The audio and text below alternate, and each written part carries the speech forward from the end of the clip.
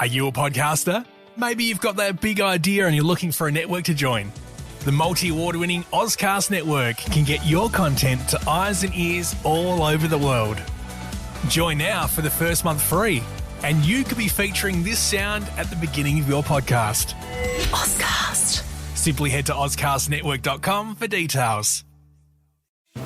2022 was Toys for Tots' 75th anniversary and also their record-breaking year, distributing over 24 million toys to nearly 10 million less fortunate children. Toys for Tots is not just a Christmas time charity, they're a year-round force for good. Thanks to their supporters, Toys for Tots is able to support children in need beyond Christmas time through their year-round programs. You can make a difference today. Learn more about their year-round force for good at toysfortots.org.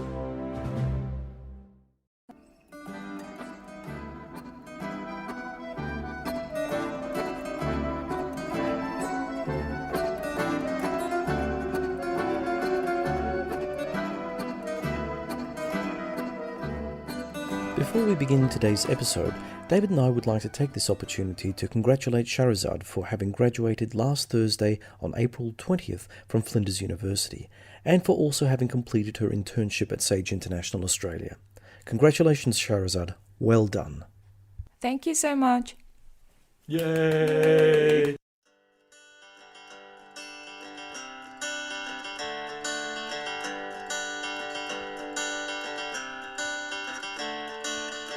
Another turning point, a fork stuck in the road.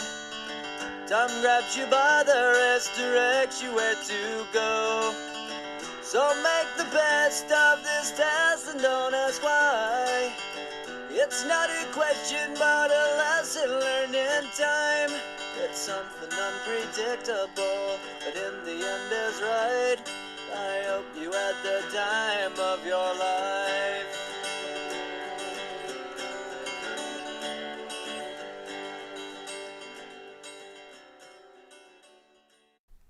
Hello world, you are listening to Strategycon, your window to all things security and foreign affairs. It is Tuesday, April 25, 2017, ANZAC Day, episode 29. Today our thoughts go out to our military personnel, past and present, of Australia and New Zealand who have fought so valiantly in the service of their countries. I am Ms. Shahrezad. Today it is my pleasure to introduce CEO of SIA and host of Strategycon podcast, Dr. John Bruni, and co-host and SIS resident existentialist philosopher, David Onley. Before we get started on today's episode, I would like to remind listeners that Strategycon can be found on iTunes, SoundCloud, as well as a link to our podcast on the Sage International Australia website, www.sageinternational.org.au. In today's episode, we will be looking at President Trump's foreign policy, 100 days into his first term. Since taking office, the new US president has worried his allies by wavering on his commitment to maintain America's existing network of alliances. He has tempted Russia with the prospect of significant international cooperation, only to turn against Moscow for its support of Syria's Bashar al-Assad. He has implied that unilateral military action might be taken against North Korea should it to continue to provoke the international community with missile and nuclear weapons tests. And in his first major military assault, Trump unleashed some 59 Tomahawk cruise missiles against a Syrian airfield thought the origin point of the Han Shahun chemical weapon attack in early April. And let's not mention the dropping of the mother of all bombs in Afghanistan. John, what are your impressions of Trump's first 100 days as America's commander-in-chief? Well, Shahrezad, I think that we can honestly say that there is a degree of, I suppose, confusion as to what the overall grand strategy of the Trump administration is.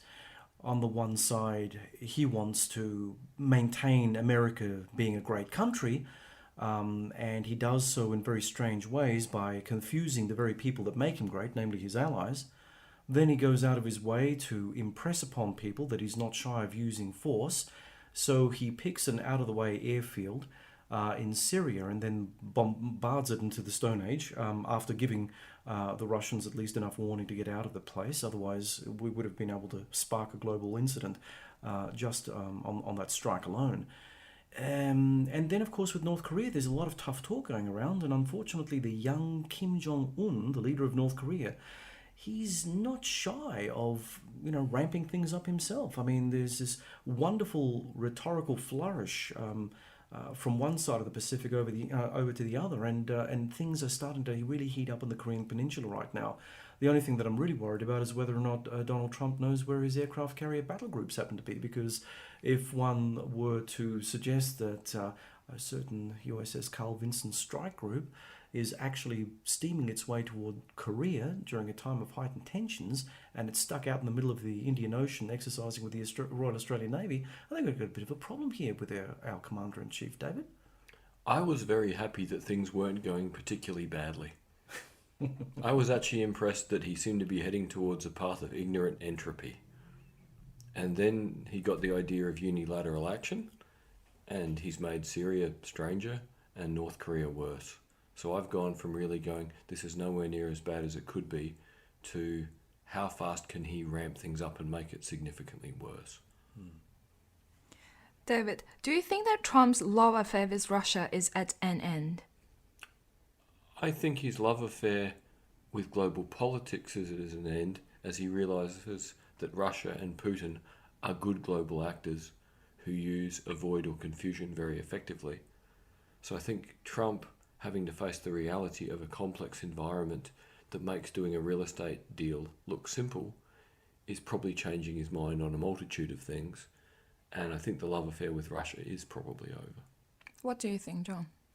Look, I think that it's a very complex situation for Donald Trump. I mean, we've got the ongoing congressional investigation to find out whether or not Russia actually was the puppet master in having Trump elected as president. I think that Trump may want to appear now to distance himself from the Russians. Whether or not he can actually do that and do it with clean hands is anyone's guess. I think we just have to wait and see how the investigation goes to find that out.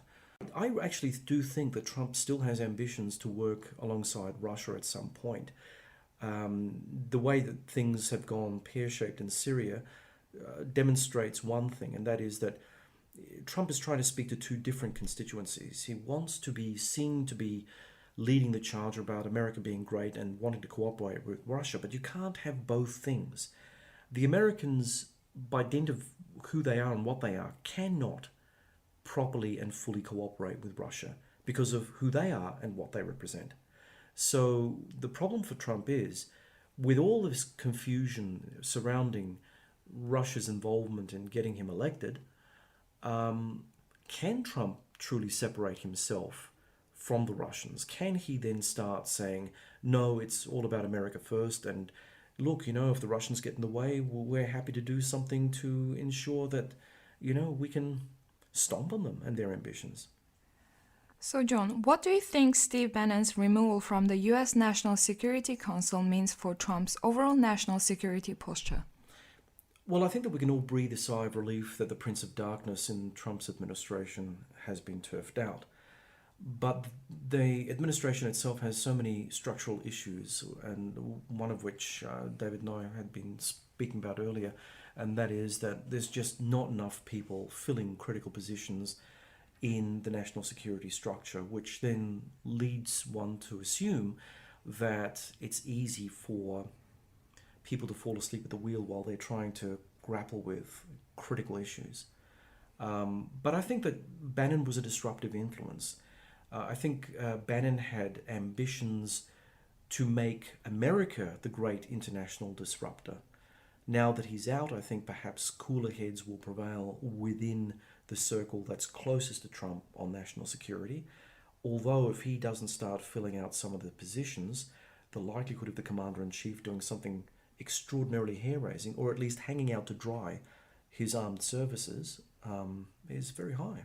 What do you think, David?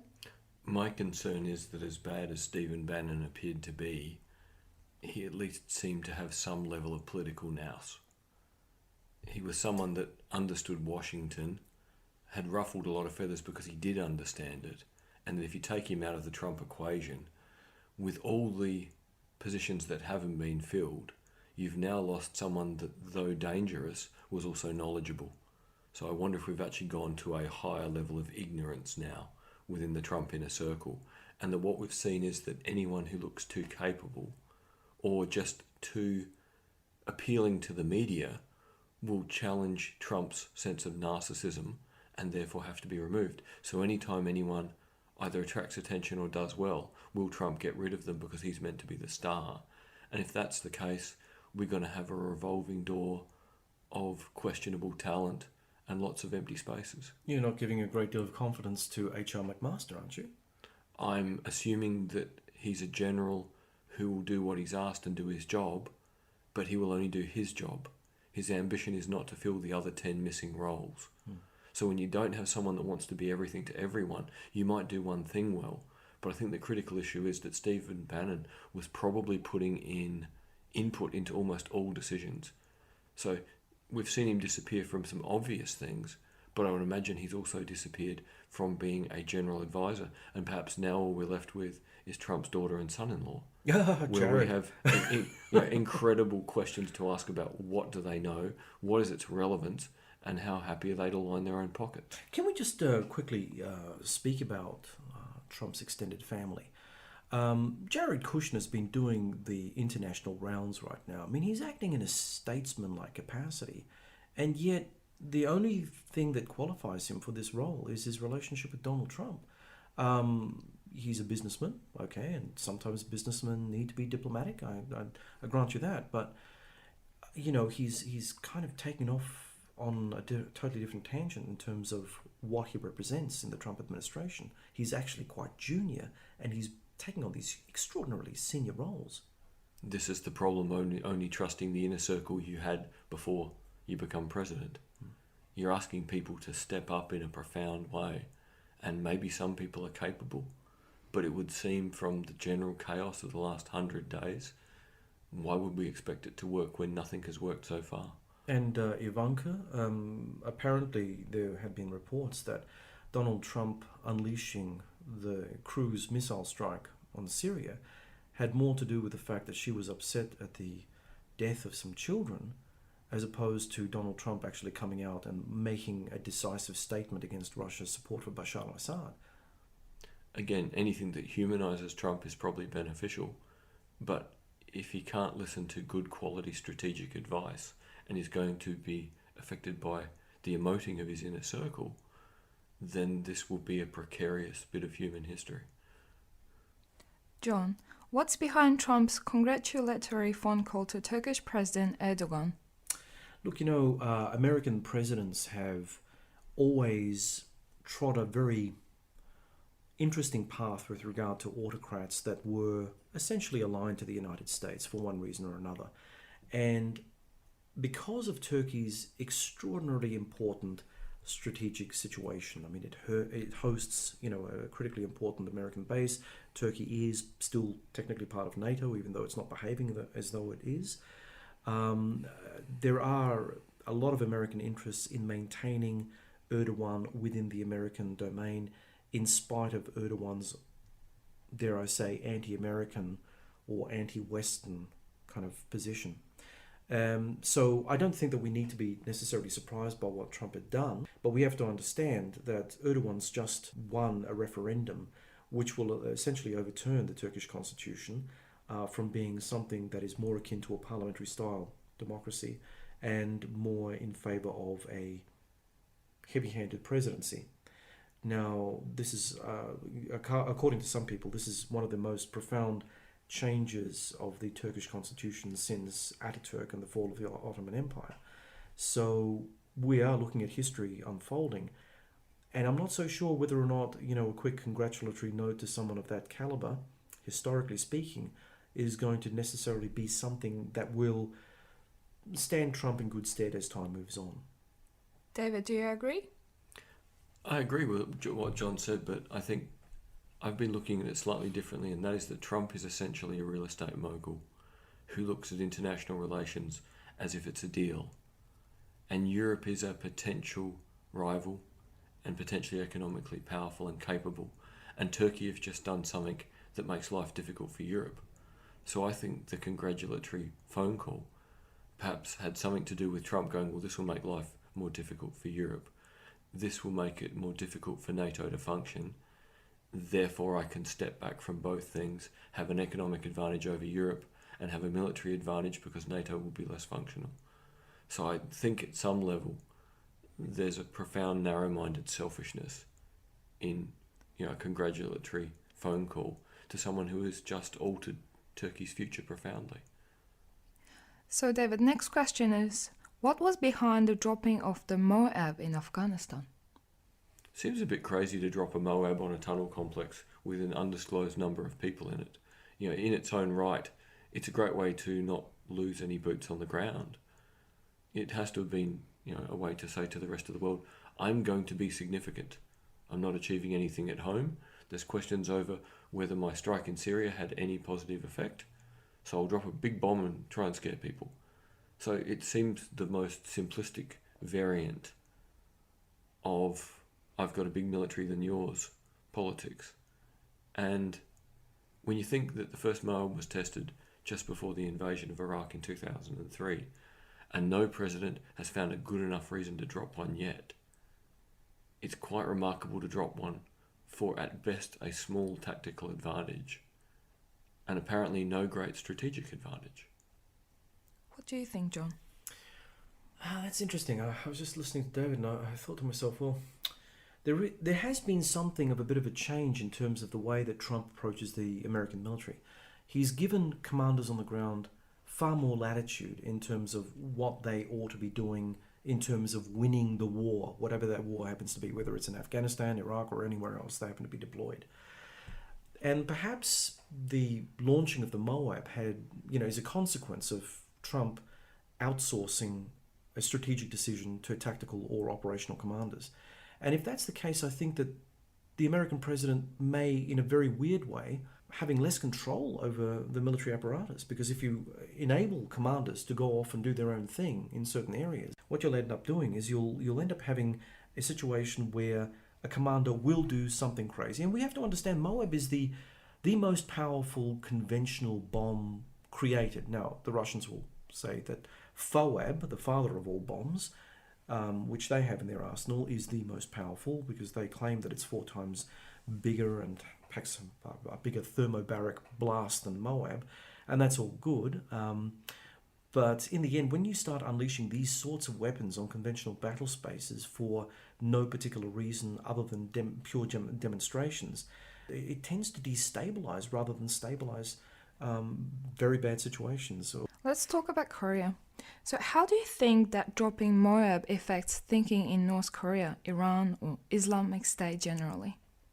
John? Okay, I think that certainly there was the element of being able to scare North Korea by saying, well, okay, we won't nuke you into submission, but we certainly have these dirty great big bombs and we can put a huge dent in the 38th parallel lines that you have created on the Korean Peninsula. I think also MOAB can certainly scare Assad into some sort of submission as well, because ultimately, if you've got a bomb that you're quite happy to use, it sort of cancels out the advantage that Assad may think that he has with the little bit of sarin gas that he may have in his possession. And here I have to be very careful because, of course, there's no real independent means of verifying this. I mean, when we're talking about what the Syrian government actually has at its disposal, it's very much a matter of speculation. But nonetheless, the good money is that the Assad regime has managed to secret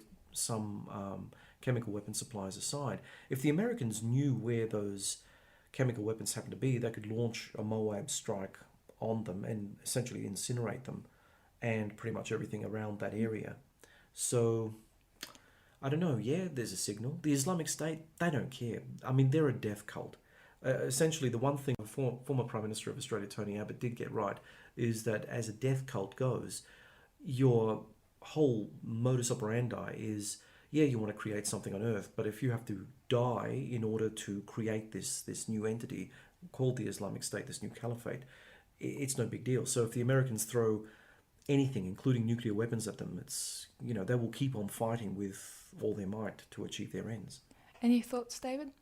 I think what Trump has done by using the MOAB is actually tell everyone I'm willing to escalate in a situation where escalation could cause such amazing problems. In the case of North Korea, really, we've seen constant gradual escalation since President Clinton. Clinton was the last person who calmed it all down. And then Bush Jr. added North Korea to the axis of evil, and things just got progressively worse. And it would seem that with a regime that is totally and utterly fixated on we do it our own way, we're at war with everybody, giving them any reason to escalate seems to show a complete lack of understanding of history. See, the problem with that, of course, is that if you escalate, you're suggesting that you're the one that's going to be drawing the red line underneath. But if you have chemical weapons, or if you have, some form of tactical nuclear weapon, whether it's actually a fully formed bomb or even just a radiological device that you can, put into a city and release, at what point do you actually stop the escalation cycle? Because you MOAB North Korea manages to radiologically contaminate Seoul. Where do we go from there? And what's the next level of escalation that the Americans will want to put a final stamp on the conflict? And this is the real problem, is that this escalation path can only end badly because North Korea doesn't have any choices. It doesn't have any friends left. In the case of Assad, you would have to imagine now that if it's making him feel more concerned, he's going to pull closer and tighter to the Russians. So if something crazy happens, if a MOAB is used somewhere over Syria to clean up chemical weapons under the control of the Assad regime or IS or any other group, you want the Russians to be stuck in the mess so that it causes a greater problem for the Americans. Yeah. In the case of the Iranians, it would almost be a case of, prove to us you're that stupid.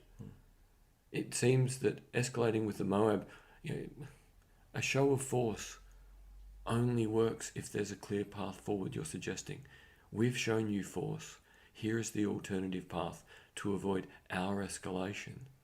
We don't know what American escalation is, and all the countries in question, or the regimes in question, have limited choices but to hold a hard line. It's how they hold their states together, or their regimes together. I'm always reminded of this conversation that I had with basically the commander of the Fifth Fleet in the UAE when he was visiting Abu Dhabi. And I managed to ask him a question with regard to the status of Iranian harassment. And if we're thinking about MOAB and we're thinking about that being a deterrent to Iranian actions or extension of Iranian power in the Gulf or elsewhere in the Middle East, it seems unlikely that Iran would stop. They would more than likely escalate their own asymmetric options because they have been so good. They've honed their skills. The Americans can run around with all their Aegis class destroyers and their aircraft carriers, but you know what? The Arabian Gulf is actually quite a shallow, narrow sea. Not really good to turn around big ships in. Big ships become big targets. And the Iranians are happy to lose as many men as possible to martyrdom operations in order to achieve an operational end. And if it means damaging a carrier or damaging an American warship, they'll do whatever is necessary. So MOAB, well, yeah, big deal. David, last week we saw chemical weapons in use in Mosul. On top of the use of MOAB, does this suggest that being a junior military partner of the US, things could get frightening real fast? I find it very concerning that, in a week we've seen MOAB and we've seen either chlorine or mustard gas used in Mosul. We know that Australian medics were involved in treating Iraqi troops who had potentially been exposed to the chemical weapons. We then have to assume that there would have been Australian mentoring forces there for the Australian medics to turn up. If you let loose the genie of escalation, you better know what happens next. And there's no evidence in the Trump administration that anyone knows what's happening next. Everything appears to be reactionary. And as John just said, in the case of all the regimes in question, they're all good at taking advantage of uncertainty or a void. They will fill it with their own action and they will put people onto the back foot. So if America is essentially doing examples of force, it has to expect that people will do their version, and their version will be bloodier and messier. A MOAB in Afghanistan, makes a big explosion, wrecks a tunnel complex, kills a heap of people, asphyxiates another group of people. But really, compared to then saying, well, it's okay to go further and using chemical weapons in the suburbs, at an ethical level, they're both bad, but somehow unleashing the desperation of regimes who have limited choices seems significantly worse. I see the worst thing about that, David, is that, we've already seen how dictators around the world think when confronted by American power. We've had the execution of Saddam Hussein. We've seen Colonel Gaddafi being sodomized, to death, basically. And frankly, if we look at Gaddafi, he did everything that the West ever wanted, played the game according to the West, and yet in the end, when it came down to it, the West were quite happy to see him die as a consequence. So if we're looking at Kim Jong-un, or we're looking at, the Ayatollahs in Iran, they must know that escalation in their level of ugliness is the only option that they actually have when confronted by overwhelming American force. They have to play for effect, whereas the Americans think they're playing for effect. But when you're not willing to put that many boots on the ground, you're not willing to suffer that many casualties, you're not willing to deal with the issue, you just blow stuff up. It's one of the interesting things David Grossman wrote about it On Killing, that when the Israelis went from killing people via commandos to using Apaches with Hellfires, the Palestinians weren't that bothered. Hezbollah weren't that bothered. The impersonal nature of a big explosion is you don't become afraid of the person who dropped the big bomb. You hate them for doing it. So rather than making people fearful and stop, you make people hate you and continue. And it appears any president that's going to throw MOABs around is only going to create more people who hate the American regime and are willing to do more extreme things to hurt it. David, on the open source intelligence lines, there is speculation that North Korea will test its sixth nuclear bomb and perhaps even their first generation ICBM. What actions can Trump take to prevent this from happening? The more I think about this, the more I think it comes down to one issue which doesn't seem to get talked about a lot in terms of North Korea, and that is by the sheer topography of North Korea, the nature of the regime. You can't MOAB the whole place into submission.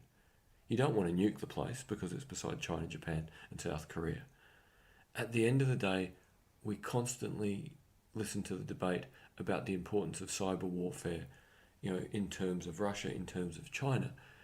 This seems to be one of those cases where if America is capable at cyber warfare, you want to just hear on the news that the ICBM test fails or the nuclear weapon test fails and there's no explanation.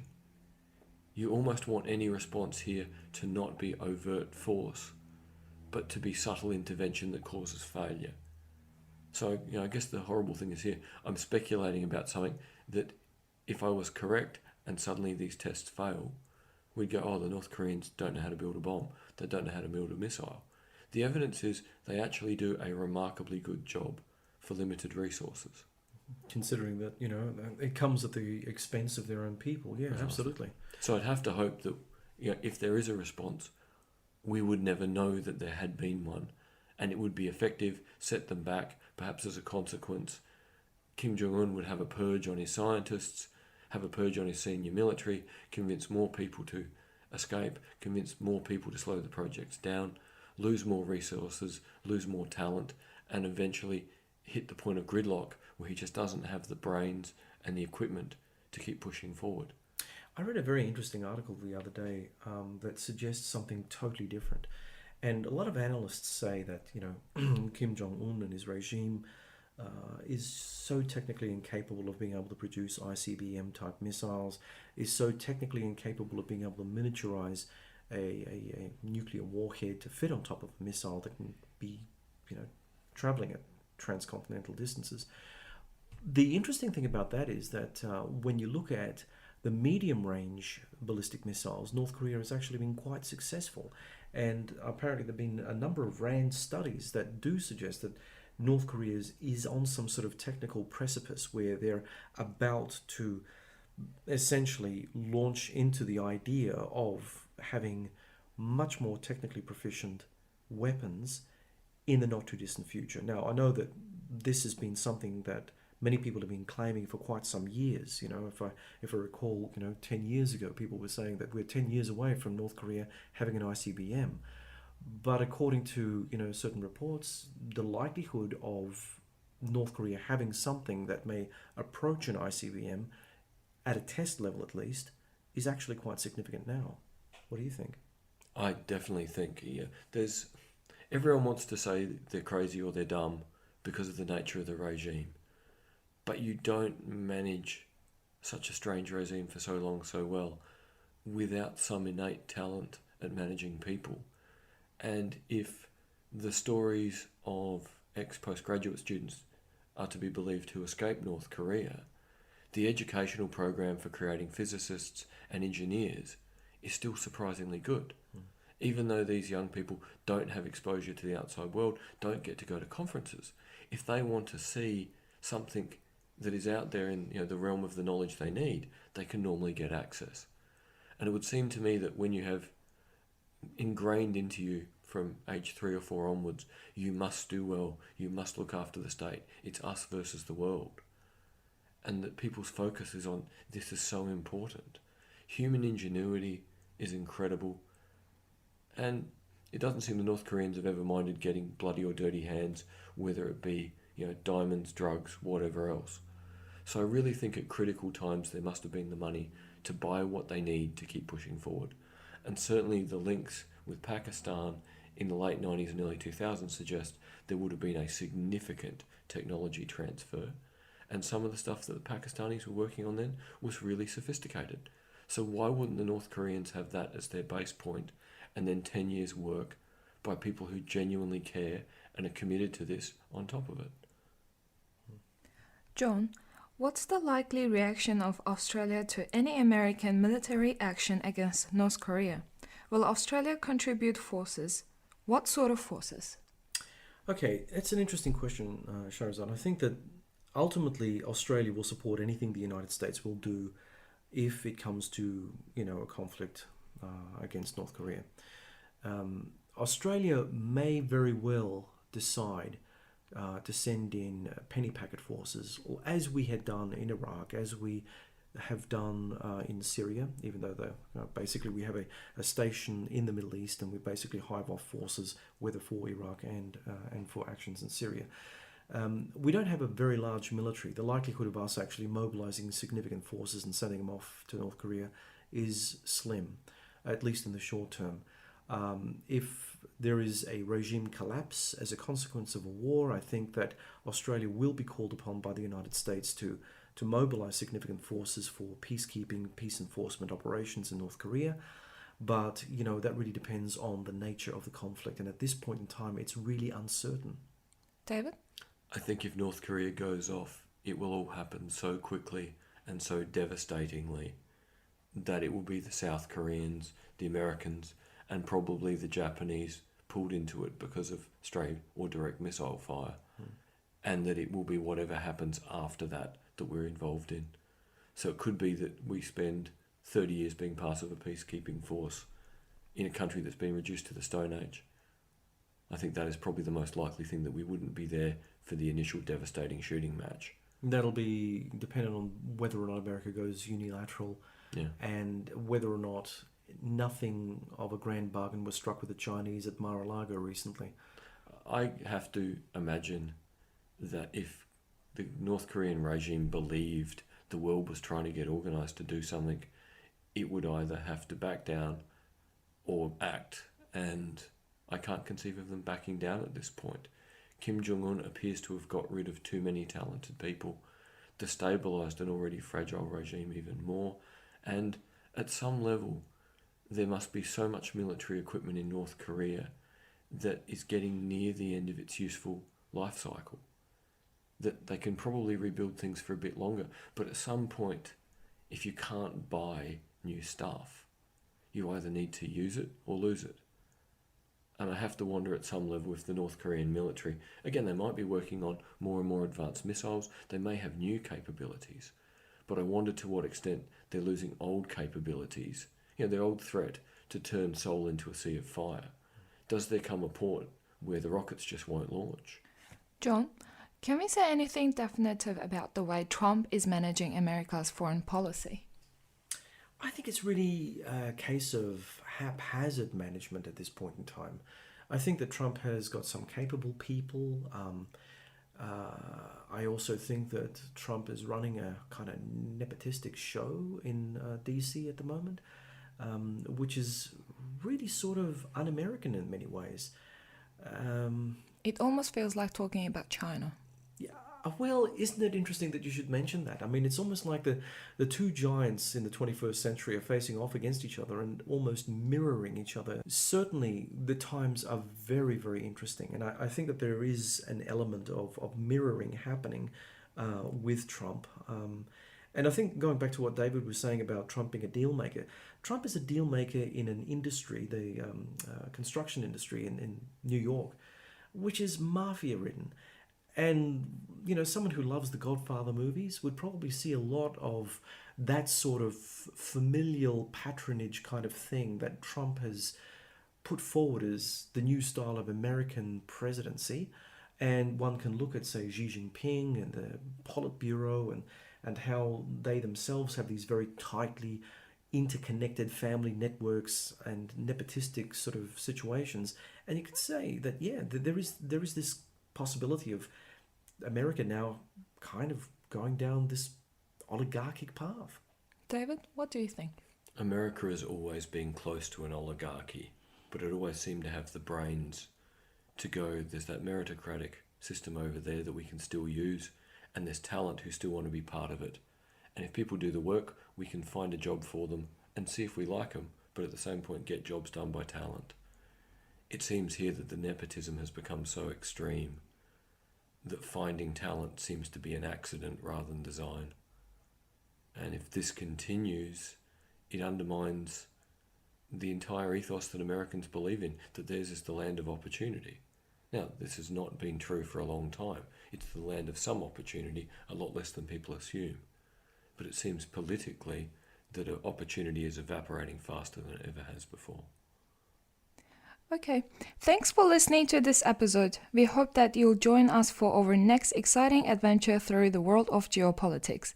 Remember that you can subscribe to Strategicon through iTunes, SoundCloud, and please like us on the Sage International Australia Facebook site and follow us on Twitter.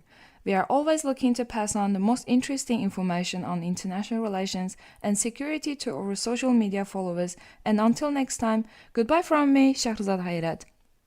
Goodbye from me, John Bruni. And goodbye from me, David Olney.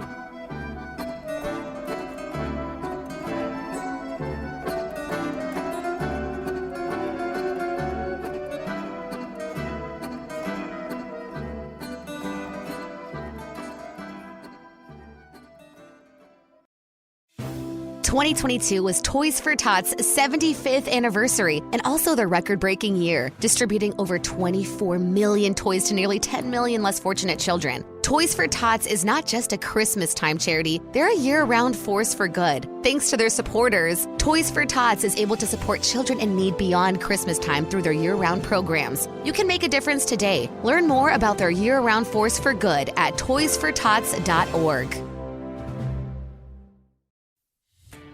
Are you a podcaster? Maybe you've got that big idea and you're looking for a network to join. The multi-award-winning Ozcast Network can get your content to eyes and ears all over the world. Join now for the first month free, and you could be featuring this sound at the beginning of your podcast. Ozcast.